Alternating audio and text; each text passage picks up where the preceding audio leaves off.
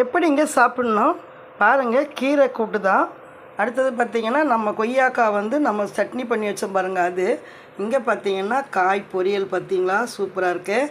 இப்படி சாப்பிட்ணுமா? நான் இன்றைக்கி இப்படி சாப்பிட போகிறது இல்லைங்க.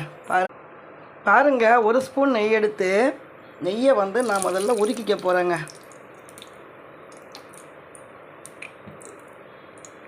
பார்த்திங்களா நெய்யை. இந்த காஞ்ச மிளகாய் கருவேப்பிலையோடு நான் கொய்யாக்காவோட சட்னி எடுத்து போட்டுக்கிறேங்க. ஒரு ஸ்பூன் போட்டுக்கிறேன். நெய் பாருங்கள், ஒரு ஸ்பூன் நெய்க்கு 3-4 ஸ்பூன் நெய் வருது பாருங்கள். இப்போ இந்த கொய்யாக்காய் சட்னியில் கொஞ்சம் நெய்யும் இந்த கீரையில் கொஞ்சம் நெய்யும் ஊற்றிக்கிறேங்க. அப்புறம் என்ன, இந்த காஞ்ச மிளகாய் சூப்பராக இருக்கும், தொட்டுக்க வச்சுக்கிறேன்.